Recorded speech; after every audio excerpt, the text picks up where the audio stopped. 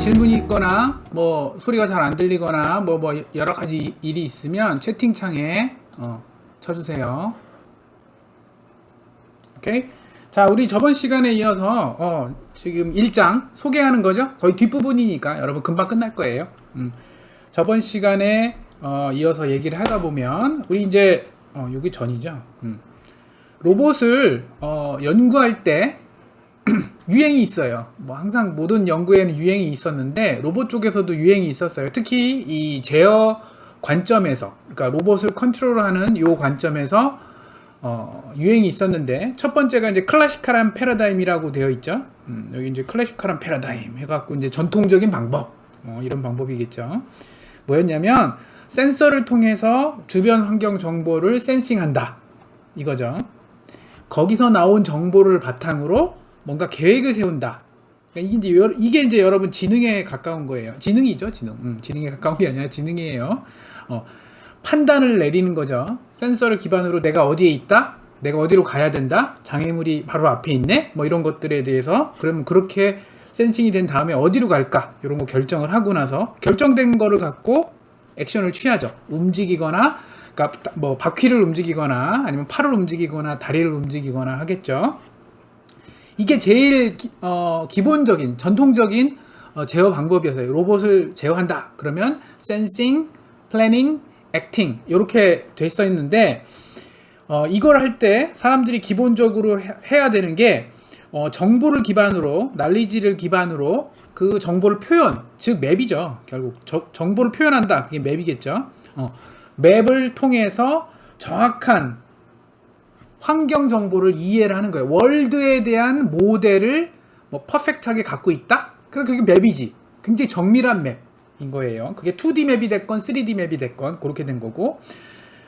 그런데 여기서는 이제 뭐가 문제냐면 모든 그 시작점이 요 센싱에서 출발하는 거예요. 그러니까 뭔가 주변의 환경에 대한 정보를 정확하게 이해를 못하면 그 다음부터 요 뒤로 가질 못해요. 여기서 망쳐지는 거야. 이게 한계예요. 그러다가 이제 그렇게 해서 만든 게 뭐 1966년 스탠포드 대학에서 스탠포드 리서치 연구소 인스티튜트이죠. 뭐 SRI라고도 뭐 하겠지만 스트립스라고 많이 불렀대요. 이거 스트립스는 무슨 제어 구조고요. 쉐키라고 이제 이름 붙인 로봇이었고요. 여기 스탠포드 연구소에서 만든 게 쉐키라는 로봇인데 사진에 보이죠? 근데 여러분 지금 생각하는 로봇이랑 거의 똑같아요. 다 갖고 있어요. 모든 구조. 바퀴 있죠? 캐스터 휠, 이제 왜 필요한지는 나중에 얘기할게요. 범프 디텍트, 뭐 카메라 컨트롤러, 온보드로 오직이면 여러분 지금으로 치면 마이크로 프로세서 같은 거겠죠? 카메라, 레인지 파인더, 안테나 다 있네? 1966년도에. 대단하죠. 이때 이런 것들을 만들어서 어떻게 보면 최초로 sensing, reasoning이 이제 아까 말한 planning에 가까운 거예요. seeing, reasoning, and acting. 그러니까 sensing, planning, acting이라고 하는 그 전통적인 구조를 구현한 최초의 로봇이라고 보면 돼요. 그러다가 1980년인가 70년도 후반인가 그때쯤에 또 이런 게 나왔어. 리액티브 패러다임. 그러니까 리액티브라는 건 뭐냐면 반응한다는 얘기예요. 뭔가 그 센싱 정보를, 센서를 통해서 정보가 들어오면 생각을 안 하는 거야. 그냥 바로 반응을 한다는 얘기예요. 중간에 여기 빠졌죠. 무슨 뭐 리즈닝, 플래닝 이런 게 없어. 그냥 바로 움직인다는 얘기예요. 그러니까 이건 뭐지? 이거는 뭐 생각도 안 하고 그냥 바로 움직이네? 그거예요. 그거. 생각도 안 하고 일단 그냥 움직이는 거예요. 이렇게 하면 뭐가 좋으냐면 세상에, 이 로봇 주위에 대한 환경, 즉 세상에 대한 모델링을 안 한다는 얘기예요. 그러면 뭐야? 되게 편한 거죠. 어떻게 보면 모델링을 안 하니까 그 하드웨어가 덜 필요한 거죠. 프로세싱 파워가 훨씬 더 적고 메모리도 적게 필요하고요. 여러 가지로 하드웨어적으로 되게 적게 필요해요. 그런데 문제는 뭐예요? 리미테이션이 존재하죠. 아니 당연히 환경에 대한 정보가 없이 그냥 센서 들어온 대로 반응하면 그게 뭐야? 바로 뭐 곤충 같은 애들이에요. 곤충이 뇌가 있다는 얘기는 별로 안 하죠. 바퀴벌레, 뭐 개미는 좀 생각이 있어 보이죠. 벌, 뭐 이런 애들. 그런데 되게 이쪽 요 플래닝, 뭐 리즈닝, 플래닝 요쪽이 되게 약한 거예요. 약하거나 없거나 거의 그런 수준이에요. 그래서 여기서 바이올로지컬 시스템에서 영감을 받았다. 이게 이제 곤충에서부터 영감을 받았다 이렇게 얘기하고, 여러분 주광성이라는 뭐 옛날에 그 얘기 혹시 들은 적, 식물도 햇빛 쪽으로 그쪽으로 자라잖아요, 그쵸? 주광성이랑 빛을 피하는 건 또 뭐죠? 뭐 그런 성질, 그런 것들에 대한 거예요. 그러니까 제일 간단한 개념 하나만 얘기해 줄게요. 여기 센서가 있고요. 이제 이거는 빛을 받으면 뭔가 정보를 내보내는 광 센서 같은 거라고 보면 돼요. 이 광 센서 하나에다가 모터를 이렇게 이게 이제 바퀴라고 봅시다. 바퀴를 이렇게 연결해요. 센서에다가 바퀴를 연결해요. 그래갖고 이것을 로봇으로 이렇게 만들어요. 이제 넘어지지 않게 여기다 캐스터 같은 거 하나 달고요. 그러면 여기 태양이 있으면 어떻게 되죠? 태양이 이쪽에 있으면 얘가 빛을 받으면 연결된 모터가 움직이죠. 태양이 이쪽에는 많이 들어가고요, 정보가. 이쪽엔 적게 받겠죠. 그럼 얘가 빨리 움직이죠. 이쪽 바퀴가 되게 빨리 움직이겠죠. 이렇게 이쪽 방향으로 빨리, 여기는 천천히 움직이겠죠. 살살. 그럼 어떻게 되겠어요? 이 방향으로 움직이죠. 그럼 뭐예요? 이 로봇은 되게 단순해. 마이크로 프로세서가 필요 없는 거야. 센서에 바로 모터를 연결했어. 그런데 얘는 뭘 해요? 빛을 피해 다녀요. 마치 바퀴벌레 같은 느낌이야. 빛을 비추면 막 무조건 피하죠. 어디든지. 어디로 피할지는 계산을 안 하는 거야. 그냥 빛만 보면 반대로 피하는 거야. 그게 이렇게 만든 거고요. 되게 재밌는 거 보여줄게요. 이런 상황에서 여기를 이렇게 끊고요. 요렇게 연결을 해보세요. 한 거 없어. 연결만 바꿨어. 그럼 어떻게 돼? 햇빛을 받으면 얘가 더 빨리 돌죠. 그럼 얘는 작게 돌겠죠. 그럼 어떻게 돼요? 이 방향으로 가죠? 무슨 얘기예요? 빛을 쫓아가요. 너무 신기하잖아요? 그러면 태양을 장애물로 보세요. 혹은 목표물로 보세요. 목표물일 때는 이렇게 반응하면 뭐예요? 목표물을 쫓아가는 게 되겠죠. 그리고 아까 이렇게 연결했을 때는 장애물이라고 판단하면 이렇게 연결하면 되겠죠. 그럼 어떻게 돼요? 피하겠죠. 장애물은 피하고 목표물 쪽으로는 목표물 쪽으로는 간다? 그러면 여러분이 지금 대부분 만들려고 하는 로봇에 움직이는 모바일 로봇에 제일 기본이 그거 아니에요? 목표물을 향해서 가고 장애물은 피하고. 여러분이 운전하면 뭐야? 장애물, 그러니까 다른 자동차, 사람, 건물은 피하고 장애물은 피하고, 내가 원하는 목적지, 목표물까지는 가고.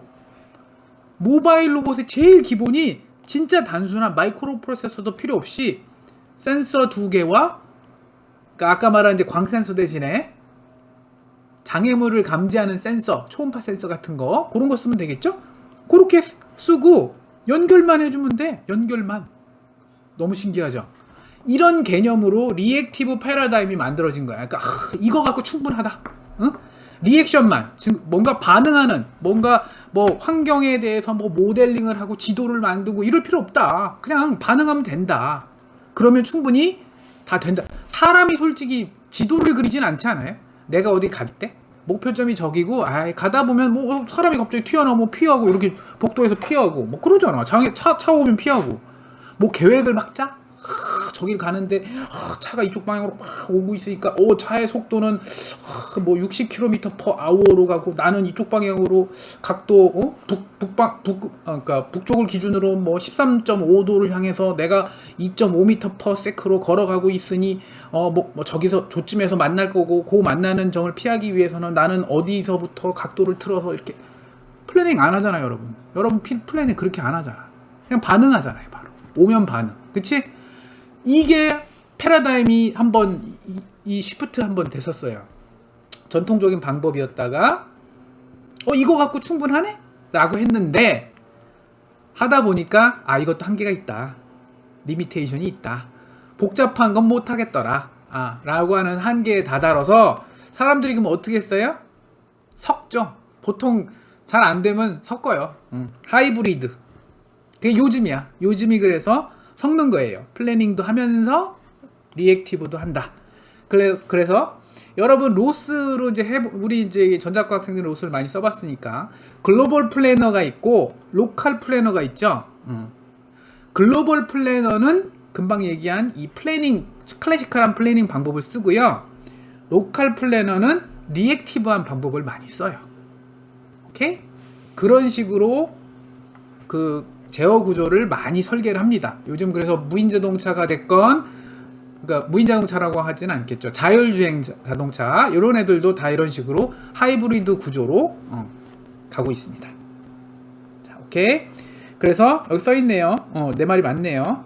70년대에는 클래시컬한 거, 80년대는 리액티브 아까 얘기했죠. 그러다가 90년대부터는 하이브리드가 대세가 됐어요. 그러다가 세상이 또 변하죠. 90년도 후반 그리고 최근에 뭘로 바뀌었어요? 확률적인 걸로 바뀌었어요. 이건 또 어렵다. probabilistic 확률적인 패러다임으로 바뀌었어요.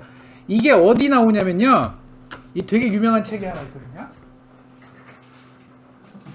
바로 이 책입니다.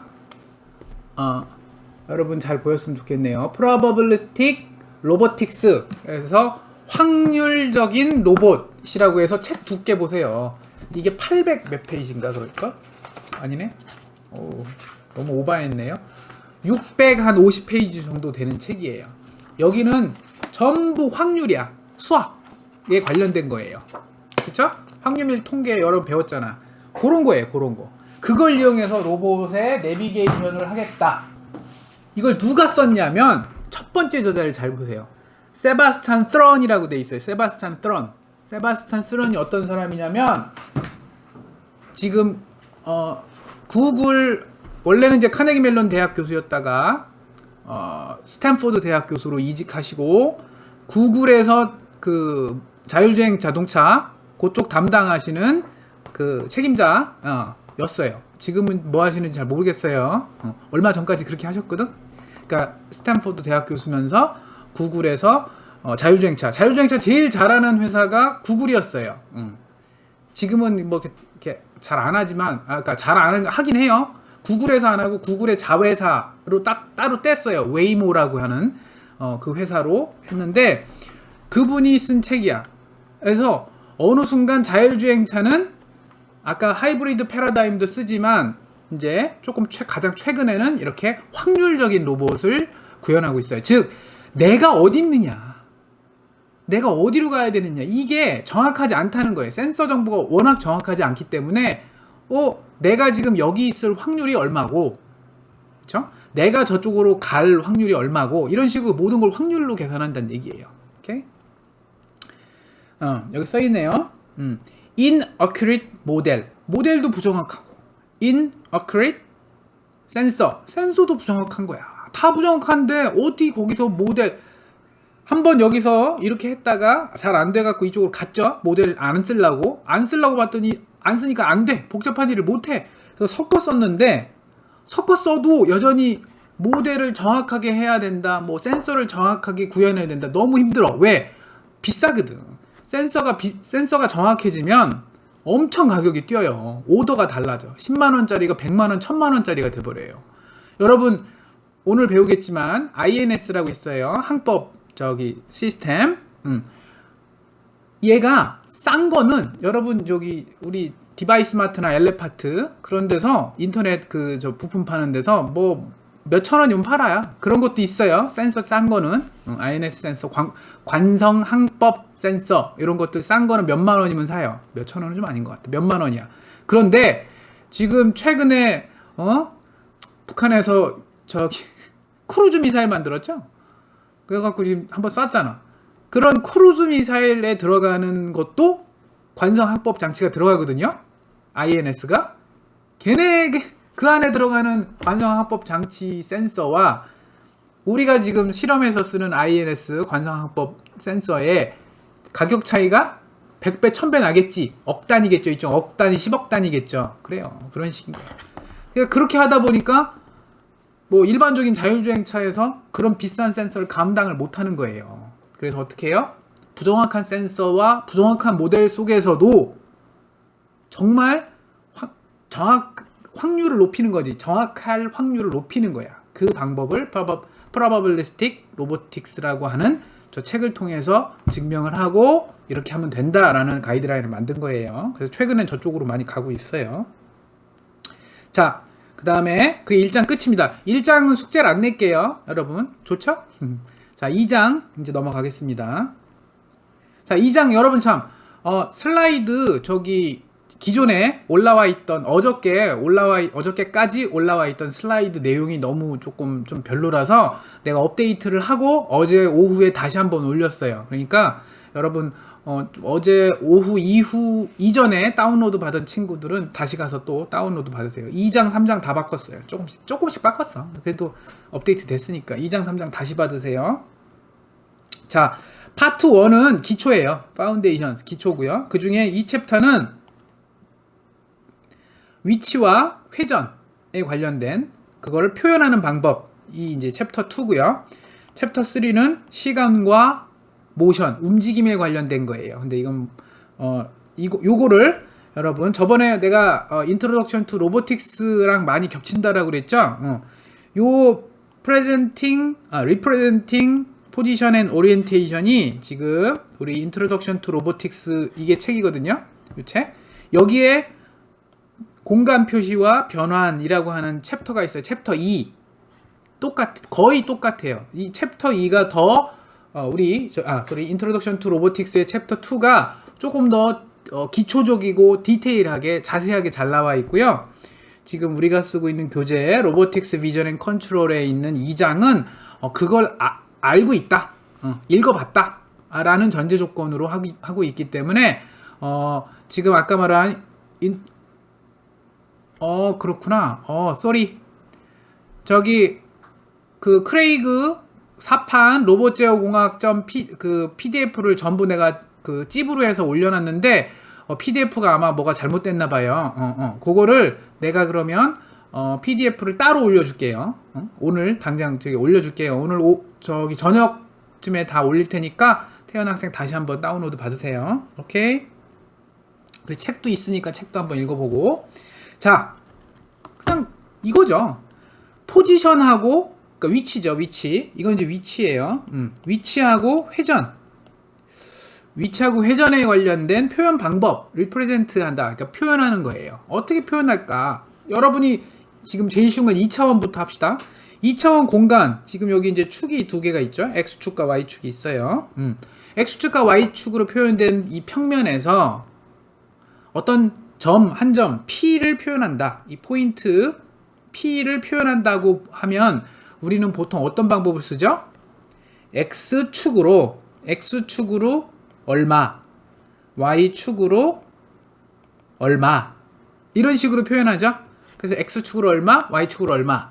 그 다음에 우리 저 실생활에서도 그렇게 쓰잖아요. 동쪽으로 얼마 가고 그 다음에 북쪽으로 얼마 가면 이제 뭐 서울입니다, 뭐 대전입니다, 뭐 부산입니다 이런 식으로. 물론 동쪽으로 얼마 이렇게 잘 안 하지. 그렇긴 하지만 아무튼 그런 개념으로 충분히 가능하겠죠. 그래서 요 방법을 그대로 다 적용을 할 거예요. 우리가 지금 쓰려고 하는 로봇 쪽에서도. 여기서는 이렇게 어떤 한 점을 표현하는 벡터는 뭘 갖고 있어요? 방향과 크기를 갖고 있죠. 이거를 우리는 코오디네이트 벡터 혹은 바운드 벡터, 나는 그냥 벡터라고 할게요. 그거를 표현한다라고 하면 돼요. 그 한 점, P라는 2차원 공간에서의 점을 표현하는 벡터가 있다. 그치? 그러면 이 벡터의 요 X축, 요 거리, X축으로의 수선의 발을 내리고 요 길이는 어떻게 구하죠? 이거 각도를 알면, 세타라고 알면 길이 곱하기, 그쵸? 코사인 세타 하면 되고, 얘는 길이 곱하기 사인 세타 하면 되겠죠? 그런 식으로 구하는 거예요. 여러분 다 고등학교 때 다 배웠던 거야. 그 와중에 요 그 2차원 평면을 표현하는 좌표계가 있어요. 좌표계. 코오디네이트 시스템이 있어요. 그게 하나가 아니라 여러 개일 경우에, 지금 처음에 보면 이 두 번째 그림을 보면 이게 하나의 좌표계죠. 그리고 또 다른 좌표계가 있는 거예요. 그래서 우리 이 첫 번째 좌표계의 이름을 중괄호 치고 A, 그 다음에 이 두 번째 좌표계는 괄호 치고 B라고 했어요. 그러면 얘는 좌표계 A, 얘는 좌표계 B라고 부르겠죠. 지금 딱 얼핏 봐도 좌표계가 좀 꼬여 있죠? 이런 식으로 이렇게 두 개가 처음엔 겹쳐 있었을 거야, 그치? 그런데 이렇게 가고 올라가서 약간 이렇게 틀어졌죠. 그런 식으로 좌표계가 두 개의 좌표계가 일치하지 않고 2차원 공간에서 이렇게 위치와 각도가, 그러니까 회전이 되어 있는 상태예요. 오케이? 그럴 경우에 이 두 개의 좌표계의 관계를 어떻게 표현할 거냐? 그냥 여러분 눈빛으로 봐갖고, 오, 이쪽으로 한 이 정도 가고요, 이쪽으로 위로 이렇게 간 다음에요, 각도는 한 여기를 기준으로 해서 한 요 정도 각도가 이렇게 틀어지면 될 것 같아요. 그치? X축으로 얼마만큼 가고 Y축으로 얼마만큼 가고 각도를 이만큼 틀어주면 될 것 같아요. 지금 한 그 생각을 그대로 수식으로 바꿔보자는 얘기예요. 어떻게 되는 거예요? 위치로 이렇게 바뀐다? 이게 바로 뭐죠? 뭐하고 뭐가 위치를 바뀐 거야. 좌표계하고 좌표계를 표현하는데 뭔가 대표할 수 있는 하나의 점을 기준으로 하면 편하잖아요. 그게 바로 원점인 거죠. 좌표계 A의 원점과 좌표계 B의 원점 사이의 관계는 점하고 점이니까 거리, 이렇게 표현하면 되겠죠? 그거를 우리는 얘는 뭐라고 하냐면 크시라고 불러요. 크시.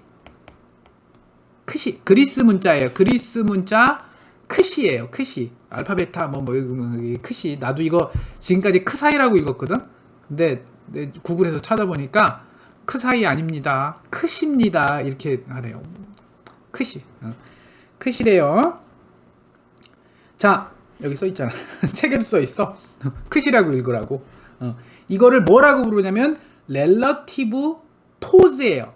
렐러티브라는 건 상대적인 거죠. 포즈가 뭐냐면, 이제 포즈는 포지션과 오리엔테이션을 합쳐서 포즈라고 불러요.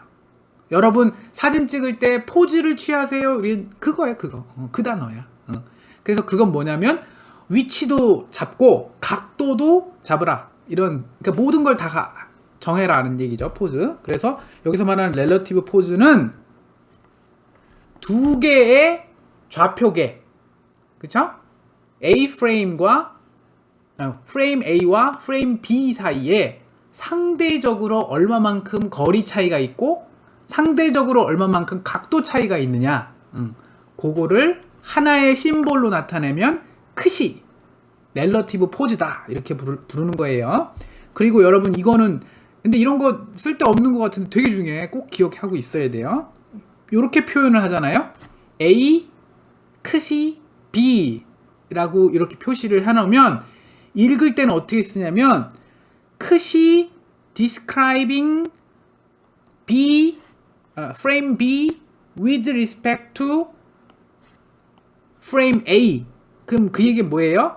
프레임 A의 상대적으로, 그러니까 프레임 A를 기준으로 상대적인 프레임 B의 렐러티브 포즈를 이렇게 쓰겠다, 뭐 이렇게. 그치?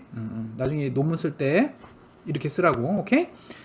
A 크시 B라고 쓰면 여러분 위치도 잘 보세요. A는 이거를 위에 쓰는 위에 첨자를 위첨자 슈퍼스크립트이라고 부르고요.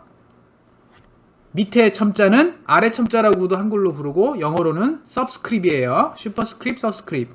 이렇게 써요. 그 다음에 그러니까 요거는 뭐냐면 여러분 차이를 잘 기억해야 돼.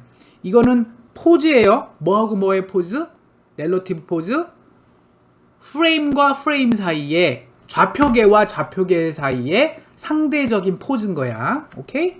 그 다음에 그러면 아까 지금 이 앞에 그림이 이제 좀 연장선인데, 자, 이게 이제 프레임 A고요. 이게 프레임 B인데 한 점 P가 있어요. P. 이 P를 그냥 고정되어 있는 거야. 그런데 얘를 프레임 A를 기준으로 표현을 하면 아까 바운드 벡터 혹은 코오디네이트 벡터가 하나 있다라고 존재한다라고 그랬죠? 그거를 P라고 부른다라고 그랬어요. 근데 그거를 프레임 A를 기준으로 하는 벡터니까 이렇게 슈퍼스크립트 A를 써갖고 AP라고 쓸게요. 오케이? 이렇게.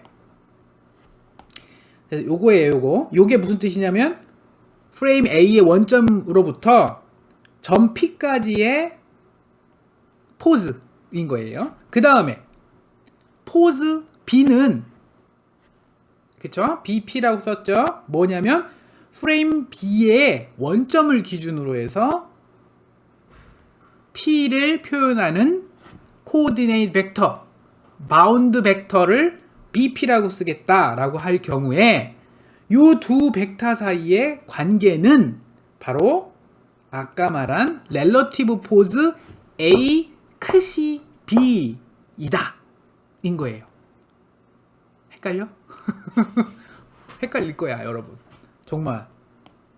이거는 기계과 학생은 수업을 로봇 공학을 들었기 때문에 조금 이해가 조금 더 유리하고요, 쉽고요. 우리 전자과 학생들은 요거 안 들었을 거야. 이런 관련된 과목을 고등학교 때 이후로는 거의 안 들었기 때문에 고생할 거예요. 그래서 아까 말한 인트로덕션 투 로보틱스를 한번 보라는 거예요. 거기가 더 잘 나와 있어요. 오케이, 그래서 넘어가야죠. 이게 로봇 8이에요.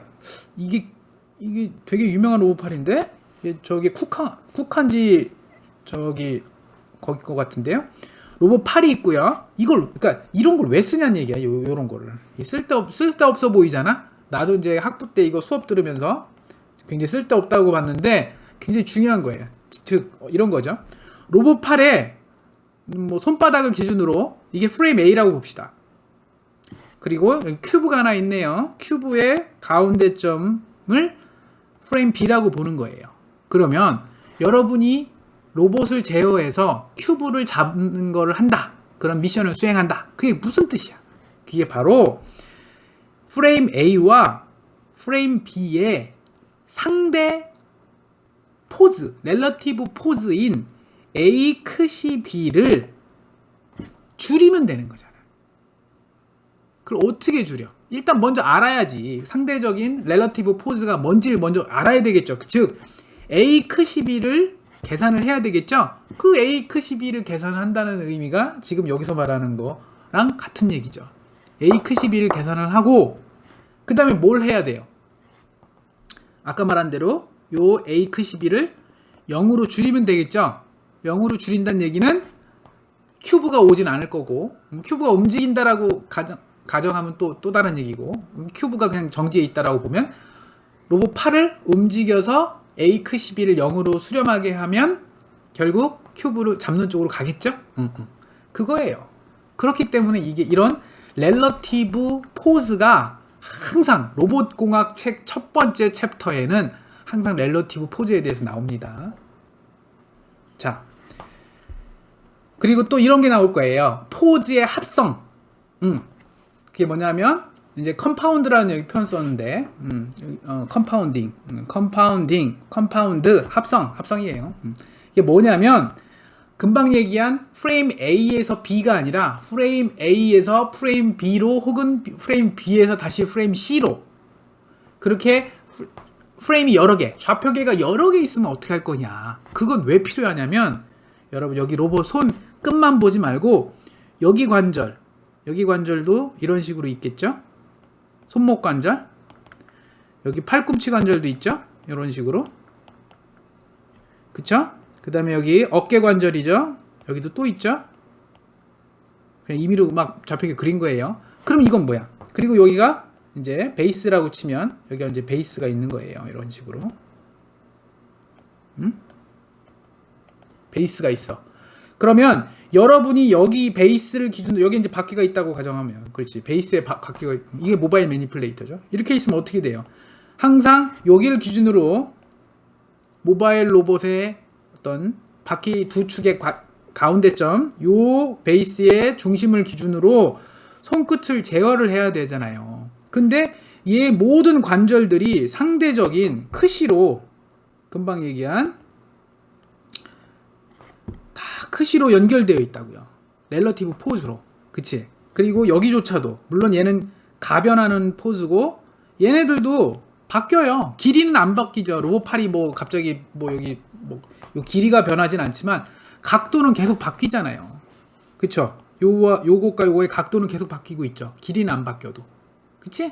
그러니까 그러다 보니까 결국 이 크시를 로봇을 설계하다 보면 크시를 계속 계산을 해야 되고 그걸 기반으로 뭔가 제어를 해야 되는 일이 거의 대부분이라고요.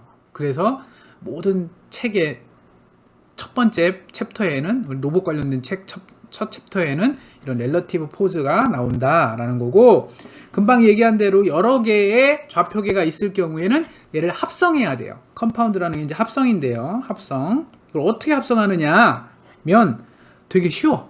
너무나 다행인 걸로 쉬워. 어떻게? 이거 이제 우리가 임의로 그냥 기호 잡은 거예요. 이거 컴파운드 합성을 그냥 이 책에는 동그라미하고 이렇게 썼어. 뭐 다른 책은 그냥 곱하기 쓰는 책도 있어요. 이런 식으로 이렇게 별표.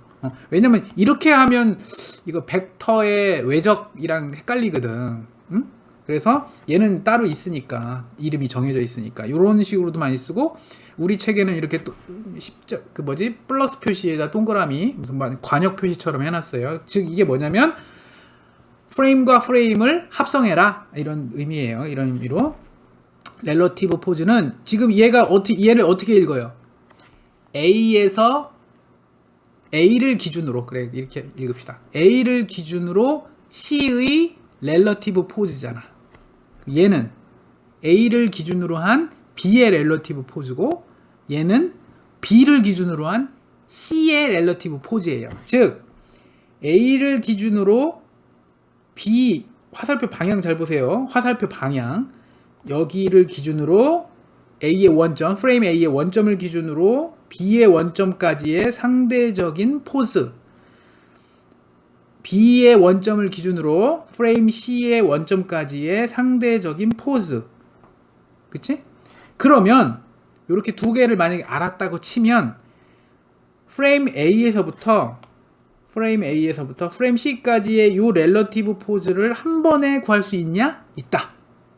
너무 좋은 거지. 그게 바로 이거예요.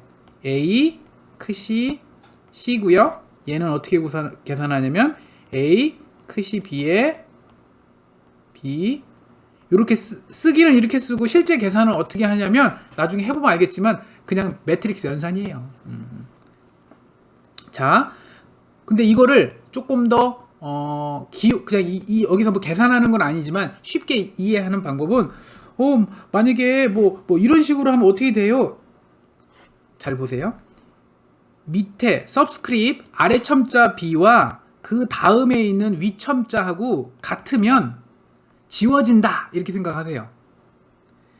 아래 첨자와 위의 첨자가 만나면 지워진다. 같은 거면 이렇게 지워진다. 오케이, sorry.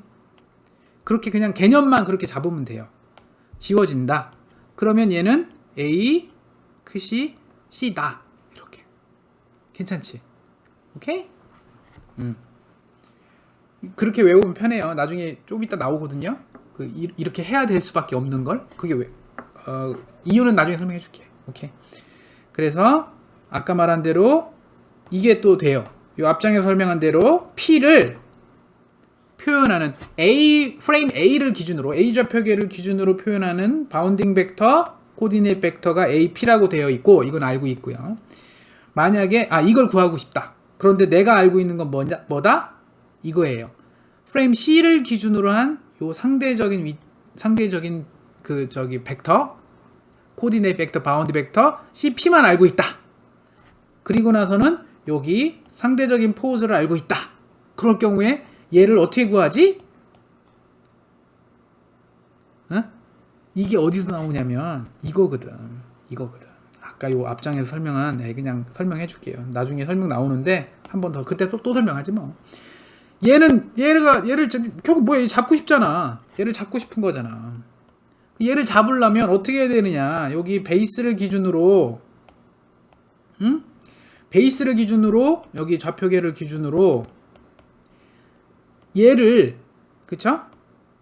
얘는 이제 뭐 원점이니까 여기라고 봅시다. 그럼 여긴 0하고 A겠죠? 이 컷이 요거를 계산한다? 로봇 팔이잖아요. 로봇 팔의 요 어깨 쪽하고 로봇 손의 끝이잖아. 그럼 이건 누가 컨트롤해요? 내가 컨트롤할 수 있잖아요. 그쵸? 그럼 결국 뭐예요? 내가 얘를 컨트롤할 수 있잖아. 그치?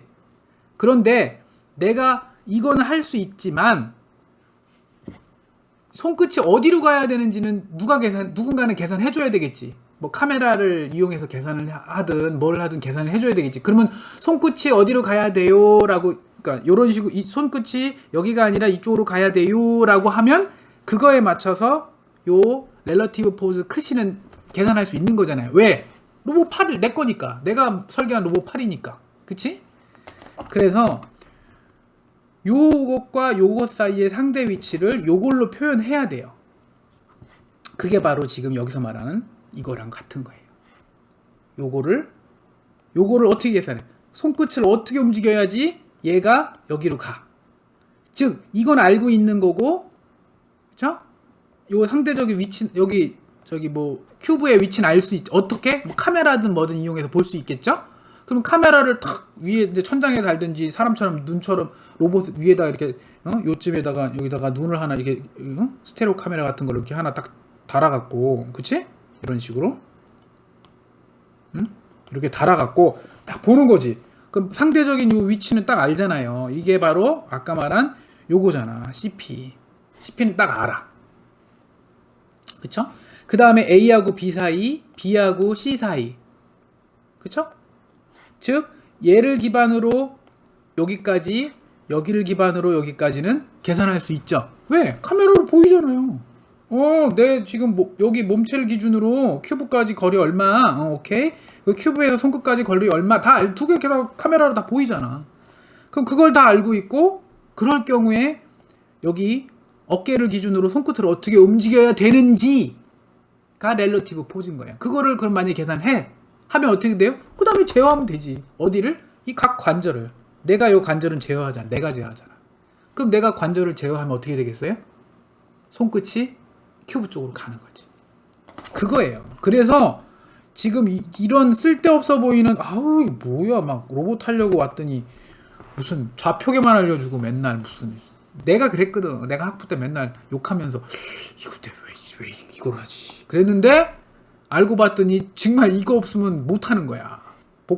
쉬운 로봇은 하죠. 간단한 로봇은 이런 거 안 해요. 근데 여러분 제대로 된 로봇 팔, 뭐 바퀴 달리고 뭐 다리 달리고 이러면 이건 안 할 수가 없어요. 자, 그래서 이거 이렇게 나오는데 괜히 했네. 3차원, 아까는 이제 2차원이었고요. 이제 3차원이 별 차이가 없어. 2차원하고 3차원 차이가 뭐가 있겠어. 위치에서 2차원하고 3차원 차이는 2차원에서는 XY, 3차원에서는 XY, Z 그 차이밖에 없는 거 아니에요. 그쵸? 회전이 오히려 차이가 많이 나요. 회전에서는 2차원에서는 회전이 하나밖에 없어. 그치? X에서 Y 방향으로 이렇게 평면에서만 도니까. 그쵸? 그 평면에서만 회전하죠. 물론 뭐 시계 방향이냐 반시계 방향이냐 뭐 이거지. 시계, 우리 지금 벽에 걸려 있는 시계가 돌아가는 방향이 한 방향이, 그러니까 그 이쪽 시계 방향 아니면 반시계 방향 그거밖에 없잖아요. 그쵸? 한 축에 대해서만 돌잖아요. 그치? 그런데 3차원일 경우에는 뭐가 돼요? 그 회전하는 방향의 축이 3개야. X축, Y축, Z축. 그래서 너무 힘들어.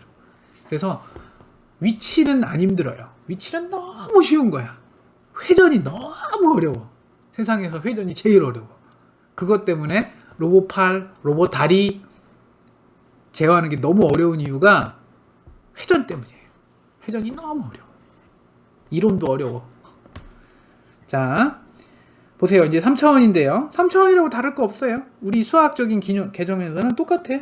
컷이 F는 뭐야? 여기 O라고 썼는데 이거는 그냥 원점이라고 보면 돼요. 그러니까 월드 좌표계라고 써 있는데, 뭐 여기 월드 코디네이트 프레임이라고 써 있는데, 그냥 이걸 어디라고 해야지? 그냥 여러분이 실험한다. 그러면 저 어디 방구석, 아니면 여러분 실험실에서 있고 뭐 한다. 그러면 여러분이 앉아 있는 자리, 뭐 거기를 그냥 원점으로, 절대 안 변하는.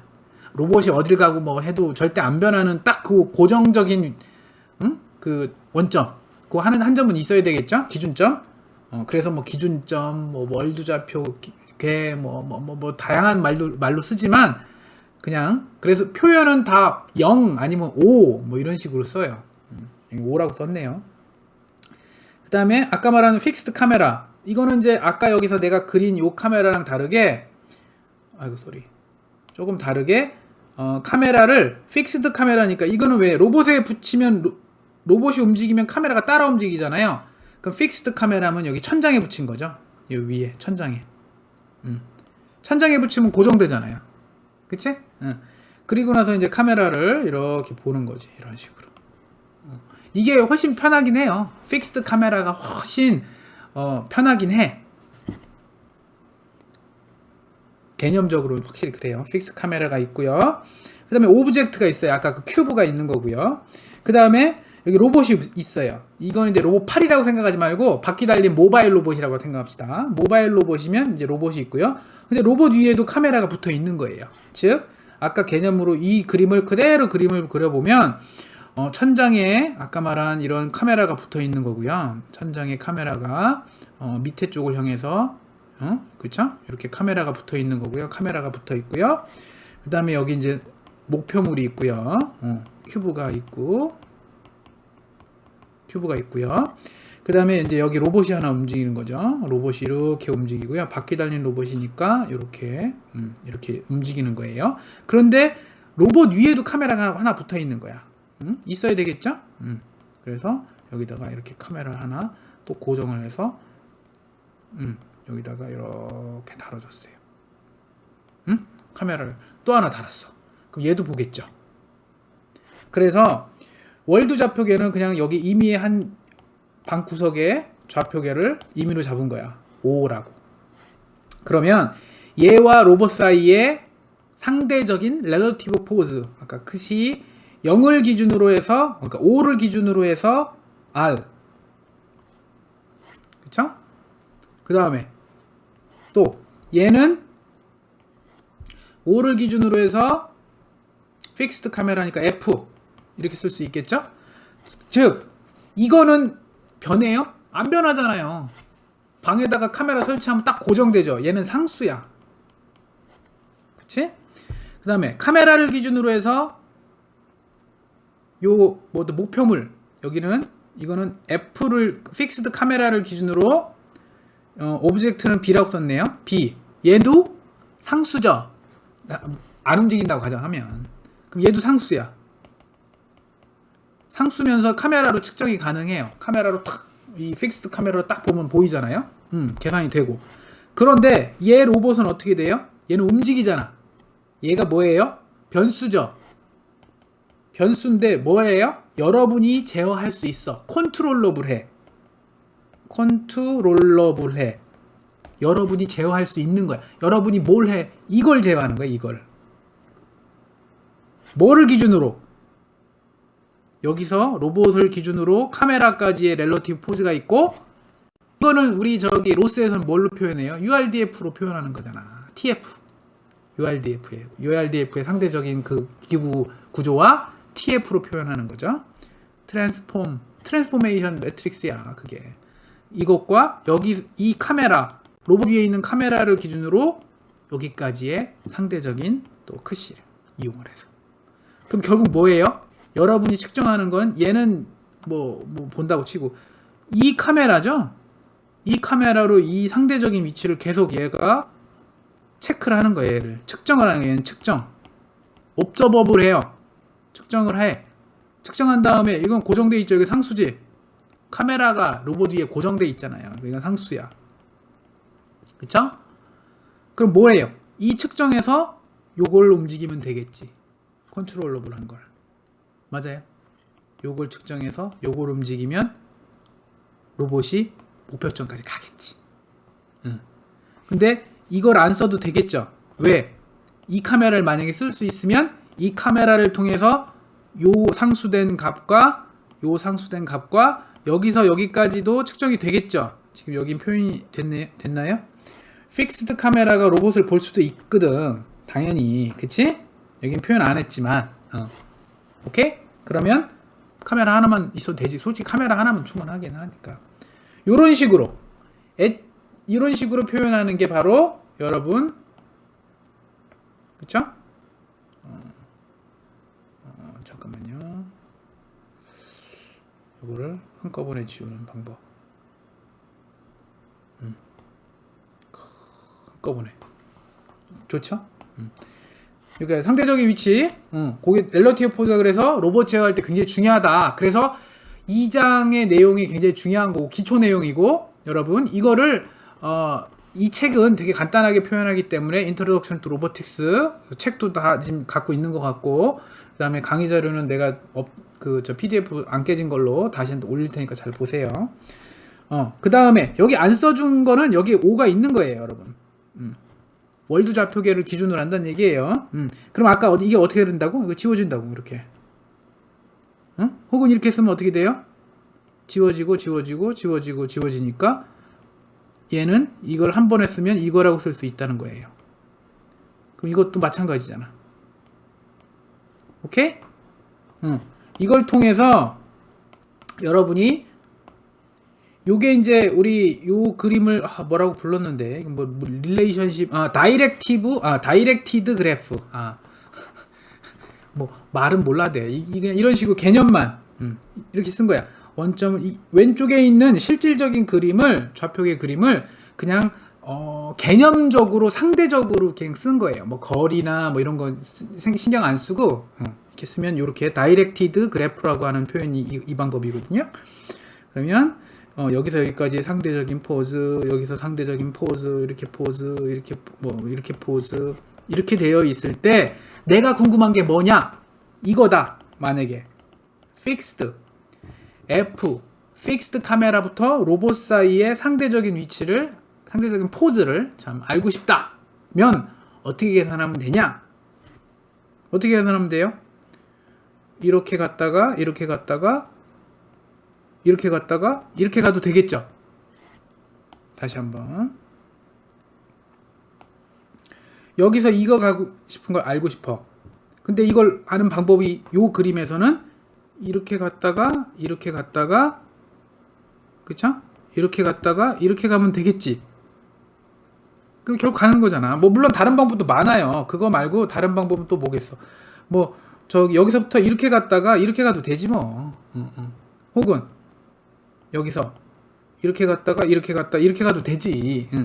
그럴 때 여러분 조심해야 될 게, 자, 화살표 방향을 잘 보세요. 여기서 이렇게 가는 거는 그대로 똑같아, 화살표 방향이랑. 근데 이것도 화살표 방향이랑 똑같아. 그런데 내가 만약 이렇게 간다고 치면 화살표는 이쪽 방향으로 돼 있는데 반대 방향으로 가고 있죠, 나는. 그럼 어떻게 써요? C 크시 B를 쓸 수가 없어. 이거의 반대를 써야 돼요. 즉 B 크시 C를 써야 돼요. 그치? 여기서부터 여기까지 상대적인 거리, 상대적인 포즈니까. 그러면 이것과 이것은 무슨 관계냐는 거지. 내가 계산할 수 있는 거는, 그쵸? C를 기준으로 B를 알고 있는데, 얘를 알고 있는데, 거기서 얘를 어떻게 구하면 되느냐? 이거를 인버스를 취하면 되느냐? 어떻게 해야 되느냐? 라는 거예요. 오케이? 인버스를 취하면 된다 라는 걸로 되어 있어요. 그래서 이것도 인버스 취하면 되고 둘 다 인버스 취하면 된다 라는 식이에요. 이게 리캡은 여러분 요 앞장을 요약한 거야. 그러니까 요 정도만 알려주고 마치 여러분 포지션 오리엔테이션의 개념을 다 알고 있는 것처럼 이 책은 그냥 가름하는 거거든. 중간 가름. 그러니까 여러분 이거 지금 내가 얘기하는 개념이 잘 이해가 안 되면 인트로덕션 투 로보틱스를 거기 이 챕터를 한번 보세요. 자, 이제 여기서부터 본격적인 내용입니다. 자, 보세요. 일단 유니벡터라는 게 뭐죠? 단위 벡터죠. 유닛 벡터지. 단위 벡터. 어떻게 표현하죠? x의 요 위에 이걸 뭐라고 불러요? 햇이라고 불러요. x 햇이라고 부를게요. 책마다 조금씩 달라. x의 햇은 이거는 x 좌표의, 그러니까 그치, 어떤 좌표계의 x축으로의 단위 벡터. y 햇은 y축으로의 단위 벡터를 표현 이렇게 할게요. 그러면 만약 그렇게 정의를 우리가 이렇게 한다면, 이렇게 정의를 해버리면, 우리가 아까 점을 표현할 때 2차원 공간에서 점 표현할 때 뭘 썼어요? 바운딩 벡터, 코디네이트 벡터를 쓸 수 있다라고 그랬잖아요. P. 이 바운드 벡터를 어떻게 표현할 수 있어요? 크기는 x고, 그래서 여러분 굵은 글씨로 안 쓰고 그냥 일반적인 글씨로 x 썼죠. 왜냐면 이건 스칼라라는 표현 뜻이야. 이 책은 굵은 글씨는 벡터 혹은 매트릭스는 굵은 글씨를 썼고, 얇은 글씨는 스칼라를 표현할 때 얇은 글씨를 썼어요. 그러면 x, 근데 이거는 뭐예요? 아까 단위 벡터라고 그랬죠? x축으로의 단위 벡터. 그러니까 x축으로 x만큼, y축으로 y만큼을 가는 벡터다. 이렇게 그렇게 표현하겠다는 거예요. 그러니까 뭐 아까 여기 말하는 뭐 그거죠. 그거예요. 자, 그러면 지금 뭘 하려고 하는 거야? 아까 이 크시를 구하고 싶은 거야. 크시는 그냥 우리가 여기서 임의를 정한 거잖아. 아까 렐러티브 포즈라고 해서 여기서 렐러티브 포즈라고 해서 그냥 우리가 기호를 정한 기호를. 근데 그 기호가 의미는 알았어. 의미는 뭐예요? 뭐 렐러티브 포즈다. 그건 의미이고, 기호 크시는 표현 방법이야. 표시. 그러니까 그걸 수학적으로 어떻게 쓸 거냐를 지금 하는 거예요. 수학적으로 어떻게 표현하냐면, 그 수학적으로 하기 위해서 아까 뭐가 쉽다라고 그랬죠? 위치가 쉽고 회전이 어렵다고 그랬지. 그래서 렐러티브 포즈는 위치 변환과 회전 변환이 같이 있는 거거든요. 그래서 어떻게 해요? 쉬운 거부터. 위치 변환부터 먼저 하고 회전 변환 그 다음에 할게요. 그러면 쉬운 거부터 합시다. 자, 요 좌표계 A, 좌표계 A에서 좌표계 B가 또 여기 있어요. 그럼 상대적인 아까 뭐예요? 크시?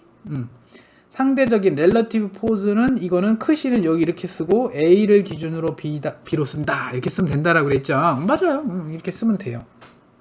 그 다음에 여기서는 T라고 썼는데 뭐 왜 그렇게 썼을까요?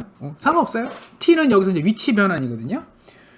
그러면 금방 얘기한 이 크시를 쪼개봅시다. 어떻게? 위치와 회전으로 쪼개봅시다. 그러면 어떻게 되는 거예요? 아까 말로도 그렇게 했어. 어떻게 하는 거냐고. 딱 봤을 때, 오, 교수님, 요 원점하고 요 원점 사이에 거리는 x축으로 x만큼 가고요. y축으로요, y만큼 간 다음에요. 그게 위치 변환, 위치 차이고요. 그 다음에요, 각도가요, 딱 여길 기준으로 봤을 때요, 각도가 딱 세타만큼 틀어지면 돼요. 그거야. 원점의 위치 변환 차이, 위치 차이, 그것과 따로, 그거를 트랜슬레이션이라고 부르고, 이거는 이제 원점의 위치 차이. 포즈가 아니에요. 위치예요. 위치. 포지션. 포즈는 각도도 다 고민하는 거니까. 자, 그 다음에 로테이션은 바로 요거예요. 이거를 따로 투 파트로 나눠서 하겠다. 라는 거예요. 자, 따로 해봅시다. 그래서 금방 얘기한 대로 원점과 원점 사이에 위치의 차이를 t라고 쓰고, 그럼 t는 뭐겠어요? x축하고 y축 두 개의 값을 갖고 있으니까 벡터겠지. 얘는 벡터야. 그래서 t가 굵은 글씨로 쓴 거야. 그 다음에 세타는 각도예요. 각도니까 스칼라죠. 근데 이거 굵은 글씨로 보여요? 굵은 글씨 아니에요. 굵은 글씨로 하면 더 굵어져요. 오케이. 자, 그래서 그렇게 표현하면 되고, 일단 쉬운 거부터 먼저 합시다. 일단 위치가 x만큼 가고요, 이거만큼 갔다라고 했어요. y만큼 간다라고 가정합시다. 가정하고 나면 어떻게 되냐면, 가정하면 이렇게 갈 수 있죠. 이쪽으로 가고 이만큼 갔어. 이만큼 움직였어. 이 쉽잖아. 위치 x축으로 x만큼 가고 y만큼 가면 되니까 쉽잖아요. 이거를 뭐라고 부를까? 이거를 프레임 V라고 불러봅시다. 또 다른 좌표계를 부른 거야. 그러니까 그냥 A를 움직여도 되는데, A를 움직여서 B의 좌표계와 원점이 일치하도록 한 좌표계를 V라고 부르겠다. 이름을 또 하나 진 거야. 그러니까 이런 것 때문에 어려워져. 괜히 그냥 쉽게 설명하면 되는데 계속 어렵게 뭘 또 추가적으로 계속 가정을 해갖고 더 어려워져요. 그럴 경우에 요것만 따로 V하고 B만 따로 그린 거예요. 이 V하고 B만 따로 그리면 V하고 B는 뭐만 있어요? 회전만 있잖아. 원점은 일치했으니까. 왜? 아까 내가 일치시켰잖아요. 여기서 이렇게 움직여갖고 일치시켰죠. T만큼 X축으로 X만큼 Y축으로 Y만큼 움직여서 결국 T만큼 움직였기 때문에 원점이 일치했어. 원점이 일치한 그림이 요거고 그 그림만 보면 얘는 이제 회전만 존재하겠죠? 얼마만큼? 세타만큼.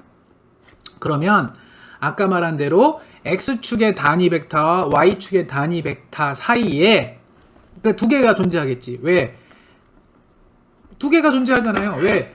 저기 그 좌표계 B의 단위 벡터가 두 개, X하고 Y 두 개 있을 거고 V 그 좌표계의 단위 벡터가 X축으로 하나, Y축으로 하나 또 있겠죠. 그러니까 두 개씩 있다고. 그러면 이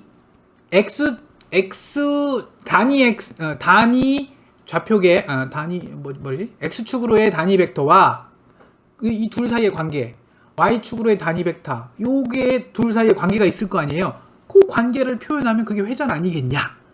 그거예요, 그거. 핵심이. 그래서 계산을 해보면, 자, 여러분 이건 이제 완전 우리 고등학교 때인가? 고등학교 때 수학 시간이야. 수선의 발을 내립시다. 뿅뿅뿅뿅뿅. 여기서 B에서 삐리리리리 수선의 발을 내려봐요. 그러면 어떻게 돼요? 이렇게 표현하면 얘는 코사인 세타죠? 얘는 사인 세타죠? 맞아요? 그리고 또 다른 거는 이 YB 프레임 B의 Y축으로의 단위 벡터를 또 수선의 발을 내려봅시다. 어디로? 지우개가 있네요. X축으로의 수선의 발 내리고 Y축으로의 수선의 발 내리고 그러면 요쪽 길이, 요 길이니까 이거죠. 이 길이는 코사인 세타고 요 길이는 마이너스 사인 세타가 되죠. 마이너스 값이 되죠. 반대니까. 그래서 결국 그걸 표현을 써주면 이렇게 돼요. XB는 V축으로 프레임 V의 X축으로 코사인 세타 프레임 V의 Y축으로 사인 세타가 금방 얘기한 요거고요. 요 파트고요. 요 파트가 바로 요거죠. YB는 프레임 V의 X축으로 마이너스 사인 세타 그게 이거였지. 요거 그 다음에 프레임 V의 Y축으로의 값은 코사인 세타 이고 얘를 이렇게 보니까 이거 매트릭스 표현 가능하겠는데? 가 바로 X하고 XY 이렇게 써주고요. 벡터로 X, Y 벡터죠. 그 다음에 요것도 XV, YV도 벡터로 써주고요. 그쵸? 그 다음에 코사인 세타, 사인 세타, 마이너스 사인 세타, 코사인 세타를 이렇게 행렬로 쓸 수 있죠? 그쵸? 그 다음에 아까 처음에 여기처럼 코디네이트 벡터 혹은 바운드 벡터를 어떻게 표현할 수 있어요? X축으로의 값과 X축으로의 단위 벡터 더하기 Y의 스칼라 값, Y축으로의 값과 Y축으로의 단위 벡터를 그냥 곱해주면 점 P를 표현할 수 있다. 그런 것처럼 프레임 V 좌표계에서 또 이렇게 쓸 수 있겠죠? V 프레임에서의 X축으로의 값과 그 X축으로의 단위 벡터. 그쵸? 프레임 V를 기준으로 V에서의 Y축으로의 값과 Y축으로의 단위 벡터. 이렇게 표현할 수 있겠죠? 요거를 좀 더 이쁘게 벡터를 표현하면 이렇게 써주겠죠? 이렇게 곱해지잖아, 여러분. 이렇게 곱해주면 이거랑 똑같은 거잖아요. 이렇게 되잖아요. 그냥 저기 벡터 곱으로 표현하려고 벡터처럼 이쁘게 보이려고. 그러면 요것과 요거를 합쳐보세요. 대입하는 거예요, 대입. 대입하면 어떻게 돼요? 바로 요렇게 됩니다. 뭐지?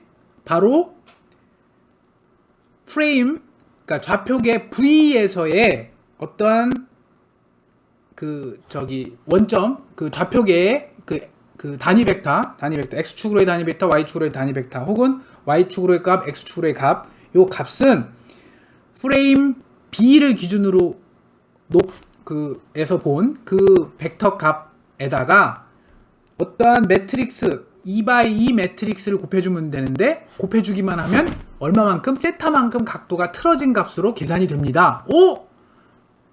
세타만큼 돈다?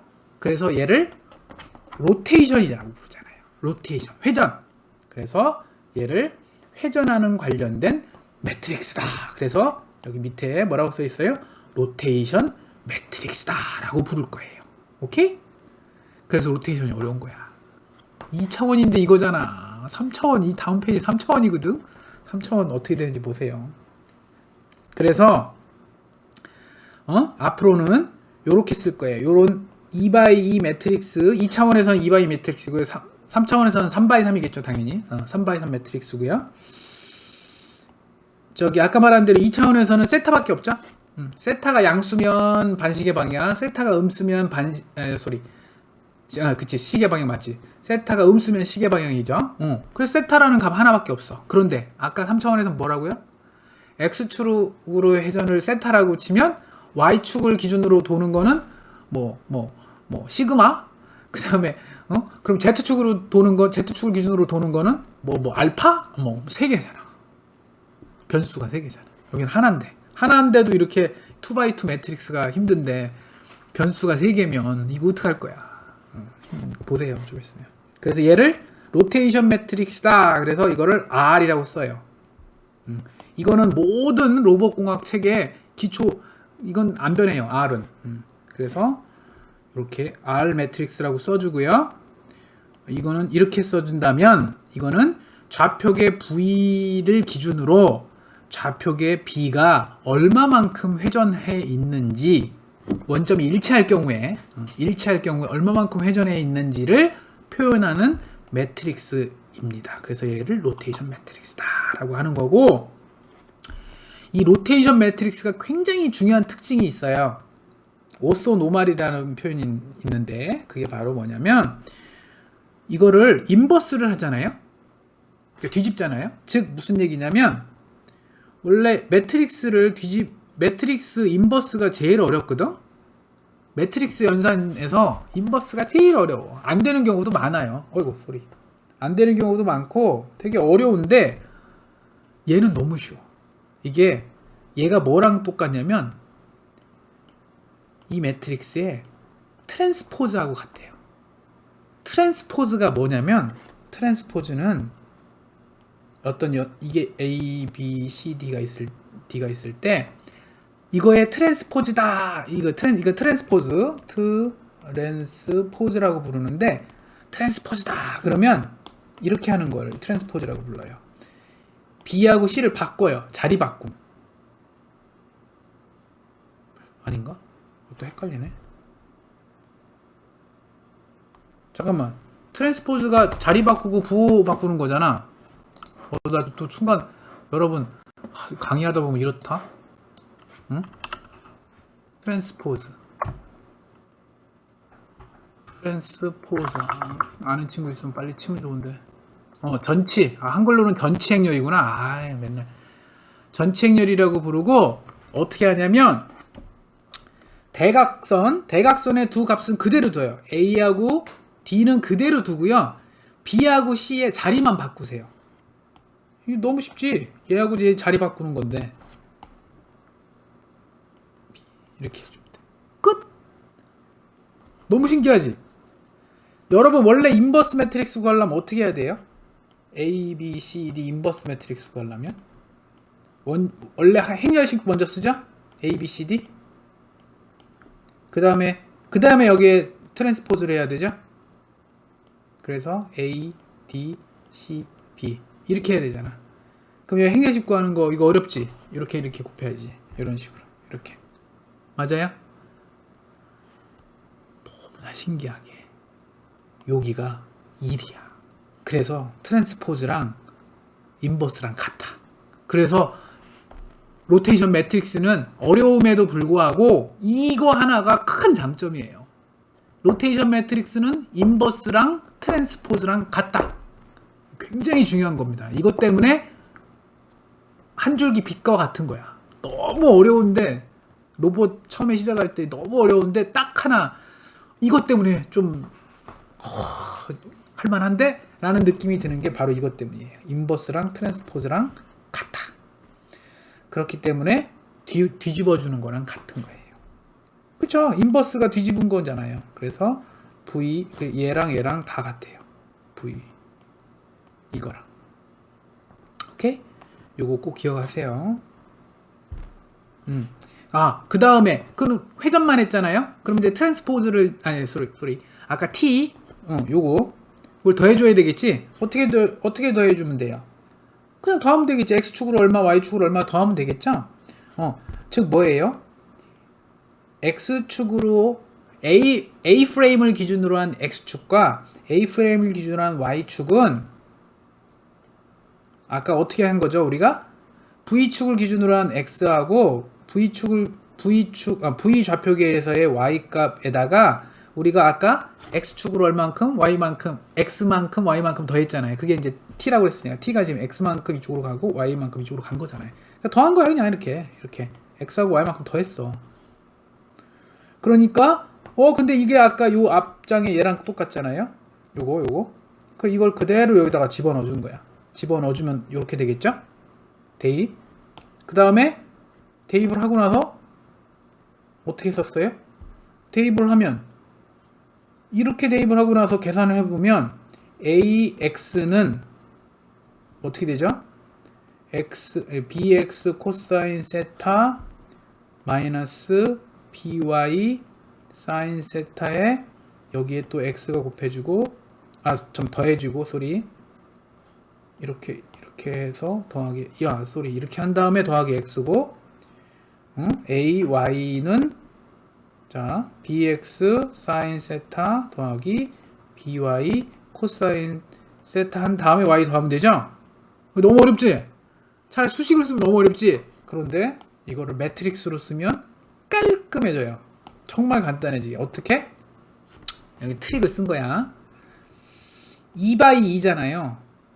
근데 얘는 여기 매트릭스랑 연결될 수가 없어. 얘는 벡터니까. 얘는 매트릭스고 얘는 벡터하고 매트릭스가 한꺼번에 뭉쳐 있으니까 그쵸? 이게 들어갈 수가 어떻게 껴질 수가 없어. 낄 수가 없어. 그래서 얘를 어떻게 확장했냐면 정말 똑똑한 사람들 많은 거야. 자, 코사인 세타, 마이너스 사인 세타, 사인 세타, 코사인 세타에다가 매트릭스를 차원을 늘렸어요. 한쪽을 늘렸어. 이렇게 X하고 Y로 칼럼을 하나 늘려놨어요. 그리고 나서 여기에 곱해주는 요 벡터를 이거를 로우를 하나 또 증가시켰어. 끝에 2를 하나 그냥 껴놨어. 그랬더니 계산을 해보면 요렇게 계산하면 XB 코사인 세타 마이너스 BY 사인 세타 더하기 X. 아까랑 똑같네? 그죠? 그 다음 것도 BX 사인 세타 더하기 BY 코사인 세타 더하기 Y. 아까랑 똑같네? 이러니까 어떻게 돼요? 아까였으면 요거였으면 매트릭스하고 벡터 연산을 한 다음에 더하기 요건데 이거는 그냥 매트릭스하고 벡터 한 번만 계산하면 되잖아. 얼마나 깔끔하고 그쵸? 식도 간단해지고 거기다가 봤더니 여기는 3차원 우리는 사람들이 그걸 좋아해요. 정방행렬 가로 세로가 행과 열이 같은 이거는 뭐예요? 로우가 컬럼이 3개잖아. 컬럼이 3개고 로우가 2개죠. 3x2잖아. 안 좋아해 사람들은 3x3 이런 거 좋아해. 딱 떨어지는 거. 그쵸? 그래서 어떻게 해요? 그래야지 역행렬을 구하기가 쉽거든. 3x3 역행렬 금방 구해. 그래서 이거 어떻게 해요? 여기다가 쓸데없이 하나 더 넣어. 어떻게? 이거를 그냥 아무 의미 없이 0, 0, 1 그러면 3x3이 돼. 그리고 나서 여기다 1 집어넣어 준 거야. 그러면 여러분 진짜 의미가 있는 거는 이거는 이거랑 이렇게 연산하는 거다. 그럼 아까 그거랑 똑같고요. 이거는 이거랑 연산하는 거다. 똑같고요. 그 다음에 마지막은 1은 001 1은 1이다야. 맨 마지막 줄 얘랑 얘가 하는 일은 1은 1이다야. 아무 의미 없는 거잖아. 그런데 아무 의미 없는 걸 이렇게 넣어주면서 뭘 얻었어요? 정방행렬을 얻었어. 3바이 3을 얻었어. 어떻게? 코사인 세타 마이너스 사인 세타 x 사인 세타 코사인 세타 y 0, 0, 1 3개 3바이 3. 오케이? 요렇게 표현을 하는 거야. 그리고 났더니 물론 여기 쓸데없이 여기도 1 들어가고 여기도 1 들어가고 여기도 1 들어가고 이게 뭐 쓸데없이 이게 뭐지? 그랬는데 이게 원래 쓸데없는 줄 알았거든. 나도 20년간 알고 봤더니 이게 또 의미가 있는 거더라고. 이게 뭐냐면 나중에 컴퓨터 비전에서는 이게 스케일링 팩터로 작용한대요. 이게 1이면 그 우리 줌 같은 거 있잖아요. 줌 하던 거. 1이면 그냥 그대로 있는 거예요. 이게 작으면 뭐 줌 아웃 하거나 뭐 이게 1보다 커지면 뭐 줌인 하거나 뭐 이런 약간 그런 느낌이래요. 그래서 이거는 컴퓨터 비전 하는 쪽에서는 요걸 1로 안 쓰고 다른 값으로 쓴대요. 1이 아닌 다른 값으로. 근데 우리는 로봇 하는 사람이니까 신경 안 써도 되잖아요. 그냥 무조건 우리 1로 놓는다. 오케이? 이렇게 하고 나서 아까 이거 소리 괜히 지웠네. 요 파트가 회전 쪽이죠? 로테이션 매트릭스 관련된 거고 요 파트가 트랜슬레이션 그 위치의 변환 차이죠? 그래서 얘를 뭐라고 써요? 이거를 여기다가 A를 기준으로 B의 그쵸? 그 차이고 얘는 트랜슬레이션이고 얘는 뭐라고 쓴 거예요? 로우 1에 컬럼 2개짜리 00 이거잖아. 요거 이게 로우 하나고 해서 얘를 그러니까 요 매트릭스 요 가운데 있는 요 매트릭스 이름을 요렇게 A, T, B A를 기준으로 한 B의 호모지니어스 트랜스포메이션이다 라고 하면 돼요. 변환. 균질 변환? 뭐 그렇게 했었던 것 같은데 이게 균질이고 이게 균질 변환이라고. 균질 변환인가? 한글로 직역하면 뭐 그렇게 나왔던 것 같은데 우리 저 인트로덕션 투 로보틱스에 이거 번역된 거 나와요. 근데 아마 균질 변환인 것 같긴 한데 별로 사회에 나가서 그렇게 안 쓰거든. 그냥 트랜스포메이션 호모지니어스는 빼고 그냥 트랜스포메이션 매트릭스라고 많이 부르거든요. 그래서 한글로 더 귀에 안 들어오고 기억도 안 돼요. 오케이? 자, 그 다음에 여러분 매트랩으로 이게 실습이 다 됩니다.